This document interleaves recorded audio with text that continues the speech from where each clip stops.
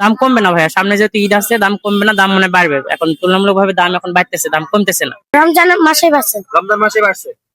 আসসালামু আলাইকুম। পবিত্র মাহে রমজানের আজ 20তম দিন।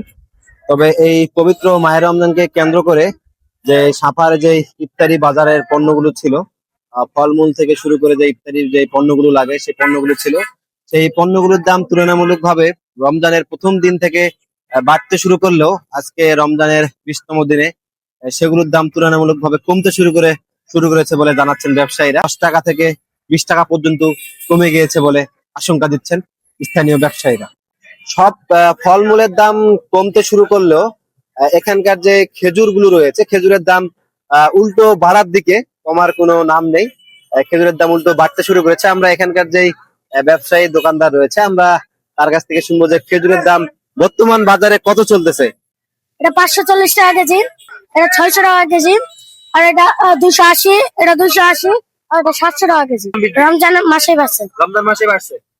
নিত্য প্রয়োজনীয় যেসব কাঁচা বাজার সহ যেসব দ্রব্যমূল্য ছিল সেগুলোর দাম কমতে শুরু করলেও আপেল, কমলা এবং যেগুলো ফলমূল ইত্যাদি বাজারে রয়েছে সেগুলোর দাম এখনো কমতে শুরু করেনি বলে জানাচ্ছেন ব্যবসায়ীরা। আমরা শুনবো যে দাম কতটুকু কমতে পারে বা রমজান মাসের পরে দাম বৃদ্ধির সম্ভাবনা আছে কিনা বা কমার সম্ভাবনা আছে কিনা।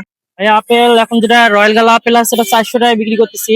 ওটার দাম এখন যেমন ছিল এখনো সেরকমই আছে। আর পুঁজি আপেল 320 টাকা কেজি, আঙ্গুর 400 টাকা কেজি, 380 টাকা করে বিক্রি করতেছি। দাম কমবে না ভাইয়া, সামনে যেহেতু ঈদ আছে দাম কমবে না, দাম মনে বাড়বে। এখন তুলনামূলক ভাবে দাম এখন বাড়তেছে, দাম কমতেছে না। দাম বাড়ার সম্ভাবনা আছে। দাম বাড়ার সম্ভাবনা আছে। আমরা যেটি দেখলাম যে ফলমূল যেগুলো রয়েছে সেগুলোর দাম কমার সম্ভাবনার চেয়ে বাড়ার সম্ভাবনা তুলনামূলকভাবে বেশি বলে জানাচ্ছেন স্থানীয় ব্যবসায়ীরা। রমজানের শুরুর দিকে দাম বৃদ্ধি হতে থাকলেও এখন আজকে 20 রমজানে এসে তরমুজের দাম তুলনামূলকভাবে কমতে শুরু করেছে বলে জানাচ্ছেন ব্যবসায়ীরা। রমজানের শুরুর দিকে 80 টাকা এবং মাঝের দিকে 70 টাকা করে দাম ছিল। এখন বর্তমানে আজকে 20 রমজানে এসে দাম 60 টাকা করে নেমে গেছে বলে জানাচ্ছেন ব্যবসায়ীরা। এখন আগের তুলনামূলক এখন দাম কমছে, এখন আপনার 50 টাকা, 60 টাকা, ঈদের পর 30-40 টাকা চলে আসবে। রোজার প্রথমে ছিল 80, 85, 74, 75 এরকম, এখন অনেকটাই কমে গেছে। আনারস 80 টাকা ছিল কয়েকদিন আগে, এখন কমছে 60 টাকা কেজি। কমতে শুরু করছে। হ্যাঁ। আরো কমতে পারে না, আরো বাড়তে পারে? কমবে, এখন ধীরে ধীরে কমবে। যতদিন যাবে রমজান শেষের পথে কমতে শুরু করবে। এখন একটু কম আছে, কম এখন একটু বেশি ছিল। হ্যাঁ হ্যাঁ, খেতে হবে। আর একটু কম হলে তো ভালোই হয়। ওটাই এখন হবে না, আর কিছুদিন গেলেই হবে, কিছুদিন পরে হবে। নতুন মাল আসেনি তো, ওই জন্য। এখানে যে পেয়ারা, শসা এবং তরমুজ সহ বোর যেগুলো রয়েছে সেগুলোর দাম তুলনামূলকভাবে কমতে শুরু করেছে বলে জানাচ্ছেন ব্যবসায়ীরা। হয়তোবা আরো কমতে পারে বলে আশ্বাস দিচ্ছেন আজকের বাজারে। শসা 20 টাকা কেজি, 25 টাকা কেজি কমে গেছে। কমে গেছে দাম। পেয়ারা 100 টাকা কেজি ছিল, এখন বর্তমান 50 টাকা কেজি বাজারে। কমে যাবে আরো।